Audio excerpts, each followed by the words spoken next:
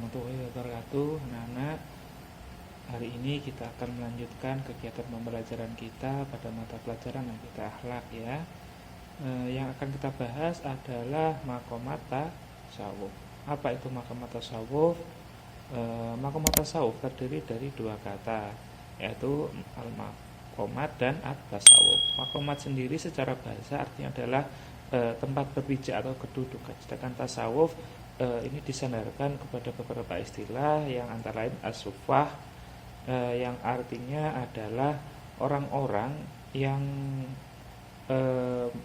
mengabdikan dirinya di dalam masjid. Dalam hal ini adalah Masjid Nabawi dulu pada masa Nabi Muhammad SAW ya.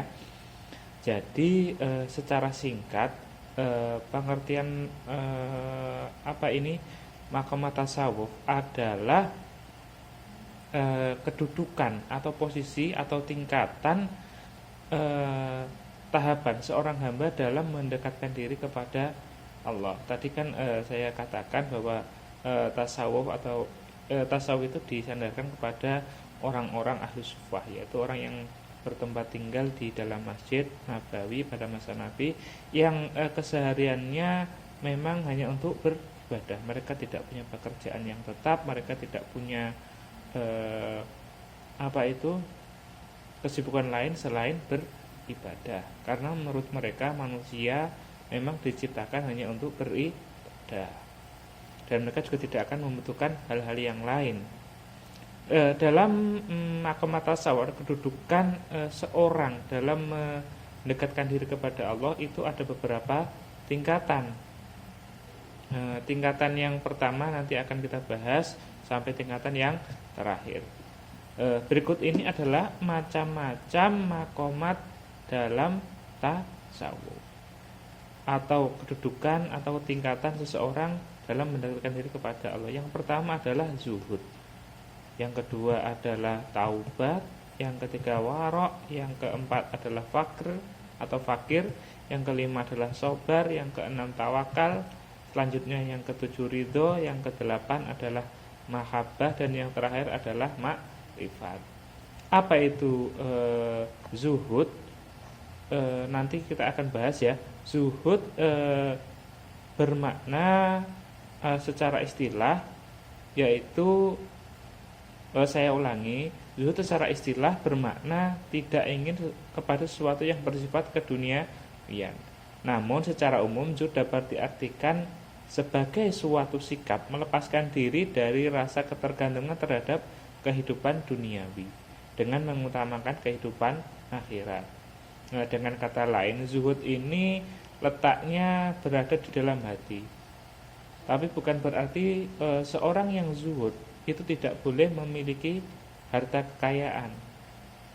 Seorang yang zuhud bisa memiliki harta kekayaan duniawi, namun hatinya tetap ditata supaya tidak mempunyai rasa ketergantungan, agar hidupnya tidak mengalami sebuah penderitaan, karena ketergantungan itu akan menciptakan penderitaan.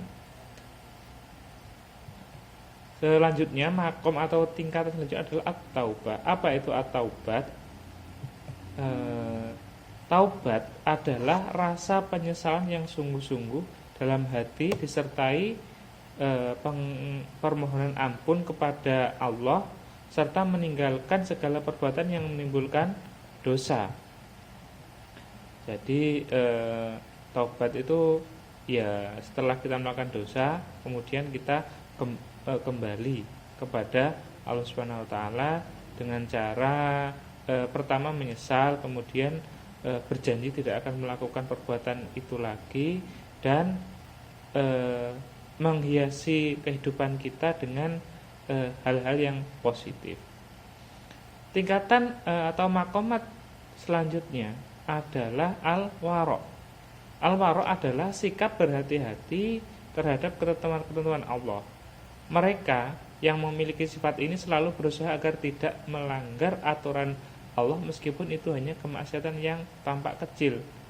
Maksiat yang tampak kecil itu contohnya apa? Contohnya ya memakan barang subhat, barang yang tidak jelas hukum halal haramnya, kemudian menghindari keramaian, kemudian tidak memandang wanita atau pria yang bukan haknya, kemudian tidak menyentuhnya apalagi, dan seterusnya.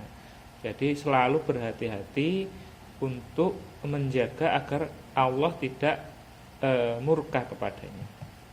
Makam yang selanjutnya adalah fakir. Fakir atau al-fakru dalam istilah ilmu tasawuf artinya jiwa yang senantiasa merasa butuh kepada Allah. Jadi orang yang pada tingkatan ini, tingkatan al-fakir ini, dia hanya membutuhkan Allah saja, hanya membutuhkan sang kholik. Sementara itu makhluk menurut dia tidak penting, karena yang ada dalam hati dan pikirannya hanya Allah subhanahu wa ta'ala. Kemudian makom yang seterusnya adalah sobar.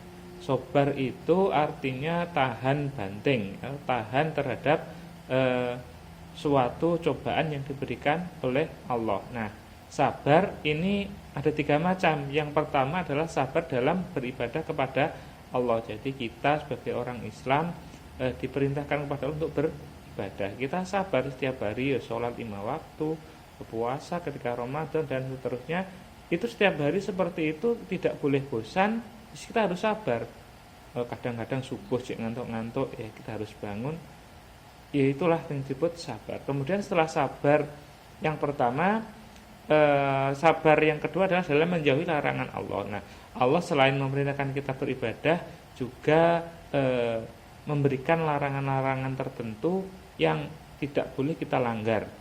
Ya, padahal biasanya larangan-larangan itu sifatnya sangat enak. Contohnya mencuri, tidak puasa ketika bulan Ramadan dan seterusnya. Nah, itu larangan-larangan yang harus kita jauhi, tidak boleh kita lakukan, dan kita harus sabar menjalaninya, kita harus tahan. Kemudian sabar yang ketiga adalah sabar dalam menerima cobaan. Nah, dalam kehidupan di dunia ini Allah memberikan cobaan kepada kita, baik itu kekurangan harta, ketakutan, dan lain-lain.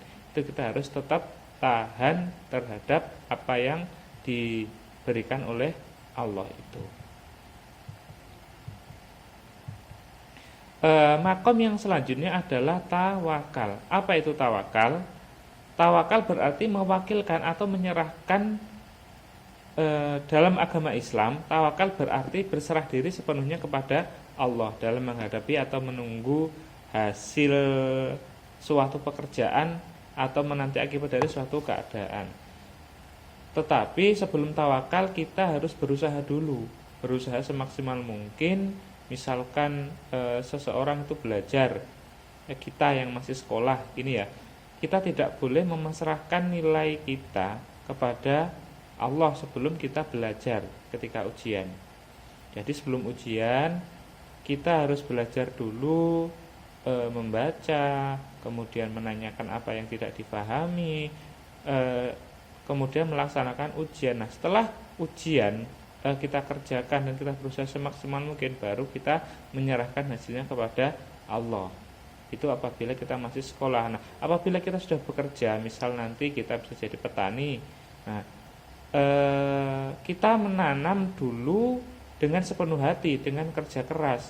Nah, setelah kita menanam dan seterusnya, memupuk dan seterusnya, kita tunggu hasilnya, kita serahkan hasilnya kepada Allah Subhanahu wa ta'ala, dan nanti hasilnya kita terima dengan senang hati. Makomat yang selanjutnya atau kedudukan seorang hamba dalam mendekatkan diri kepada Allah selanjutnya adalah ridho. Ini tulisannya keliru ya, ridho seharusnya. Ridho berarti menerima dengan rasa puas terhadap apa yang telah dianugerahkan Allah Subhanahu wa ta'ala. Jadi kalau sabar tadi dikatakan tahan terhadap ibadah, terhadap larangan dan terhadap cobaan, kalau ridho itu justru merasa senang ketika beribadah. Seorang hamba itu justru merasa senang. Jadi ketika waktu sholat duhur tiba, itu hatinya senang, hatinya bergembira gitu. Kemudian ketika mendapat cobaan, kan tiba-tiba sakit, atau mendapat ujian apa gitu ya, dia juga merasa senang. Wah, berarti Allah sedang memperhatikan saya, dalam artinya seperti itu. Kemudian apabila dia dilarang oleh Allah, berarti dia juga sangat senang karena eh, artinya Allah sangat memperhatikan dia. Allah perhatian sayang sama dia sehingga dia dilarang melakukan perbuatan yang tidak disenangi oleh Allah.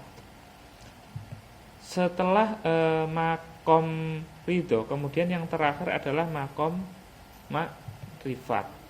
Makrifat artinya mengenal Allah dengan mata hati, sekaligus ujung perjalanan dari segala ilmu pengetahuan yang dilakukan oleh kaum sufi. Unsur makrifat adalah cinta, dan hasil dari makrifat adalah pandangan. Artinya orang yang sudah mencapai makom makrifat ini, dia sudah tidak terhijab lagi hubungannya antara dia dengan Khalik, antara makhluk dengan Khalik. Jadi sudah tidak ada batas. Allah sudah membuka hijab, sudah membuka semua hal-hal yang menghalangi dia untuk merasakan kehadiran Allah Subhanahu wa taala. Jadi dia juga sudah tidak membutuhkan apapun, baik itu harta, dunia, tahta, dan wanita, karena yang ada dalam hati dan pikirannya hanya ada Allah. Oke, mungkin itu saja apa yang bisa saya sampaikan hari ini. Semoga bisa membawa manfaat dan barokah. Dan apabila ada yang kurang jelas atau bulat atau semacamnya, bisa kalian tanyakan di lain waktu atau di kolom komentar. Sekian, wallahul muwaffiq. Wassalamualaikum warahmatullahi wabarakatuh.